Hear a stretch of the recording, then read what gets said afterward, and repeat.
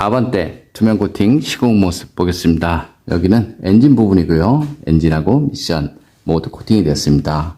염화칼슘이 이런 곳에 닿아버리면 백환상이 발생되죠. 여기도 마찬가지 전자장치가 있습니다. 여기도 센서 이런 거 많이 있고요. 남들은 하부 세차를 해서 자동차 관리를 한다라고 말하시는 분들이 많이 있는데요. 요즘 차들은 하부 세차를 해서 될 문제가 아닙니다. 예전 같은 경우는 기계식 엔진이었기 때문에 엔진에 물을 뿌려도 전혀 문제가 없었죠. 하지만 지금의 차량은 전기장치나 센서 이런 것들이 많이 있습니다. 그래서 하부 세차를 많이 하다 보면 정기적인 트러블이 반드시 발생이 될 수밖에 없습니다. 이런 곳 바닥면 쪽인데요. 이런 곳은 사실상 염화칼슘이 많이 묻지만 염화칼슘이 머물지 못하고요. 이런 곳이 염화칼슘이 머무는 곳이죠. 여기 자세히 보시면 이렇게 용접 부분이 있습니다. 안쪽 철판이 겹쳐져 있다 이렇게 보시면 되고요. 하부 세차를 하게 되면 이 안쪽으로 물이 유입이 됩니다. 하부 세차를 한 후 여기 보시면 이렇게 마개가 다 있는데요. 마개를 개봉을 해보면 차체 속에 물이 어느 정도 들어가 있는지 금방 알 수 있습니다. 여기 보시면 이런 홀구멍이 있습니다. 하부 세차를 하거나 눈길 주행을 하게 되면 이 안쪽으로 물이나 염화칼슘이 스며들죠. 여기 뒤쪽 보겠습니다. 뒤쪽 여기도 마찬가지 마개는 있습니다. 하지만 작은 구멍이 있죠. 여기도 있고요. 고무 쪽에도 작은 구멍이 있습니다. 하부 세차를 하게 되면 이 주위에 있는 오염물들이 안쪽으로 들어가면서 이쪽으로 빠집니다. 그런데 자세히 보시면 물 배수를 다 막아버렸습니다. 그래서 이 안쪽으로 염화칼슘이 머물 수 있다. 그래서 이런 곳은 하부 세차를 하면 할수록 자동차는 망가질 수밖에 없다. 이렇게 보시면 됩니다. 뒤쪽 서스펜션 보겠습니다. 이런 곳은 녹이 좀 덜 나고요. 물이 머무는 이런 곳이죠. 볼트와 부품 사이 이런 곳이 염화칼슘이 머무니까요.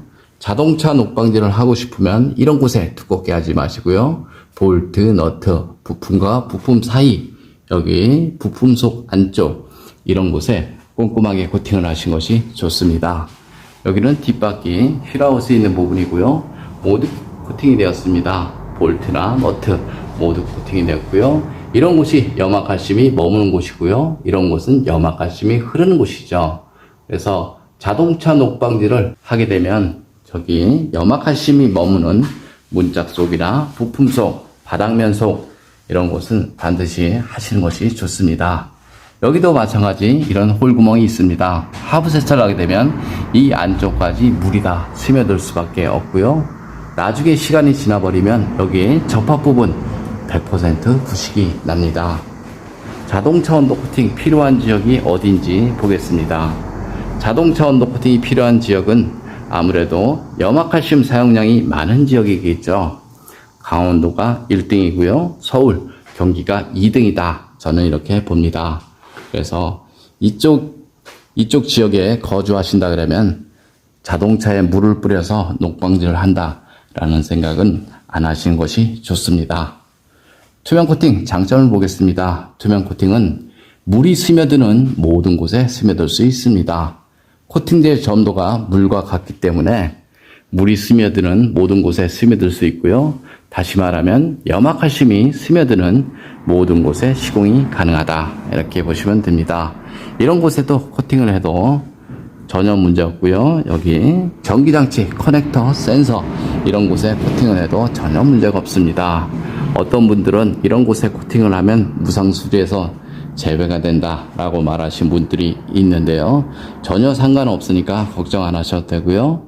예를 들어서 제가 어차피 코팅을 하지 않아도 염화칼슘이 다 코팅을 해주고요. 고압 하부 세차가 여기 커넥터 안쪽으로 물을 집어넣을 수 있습니다.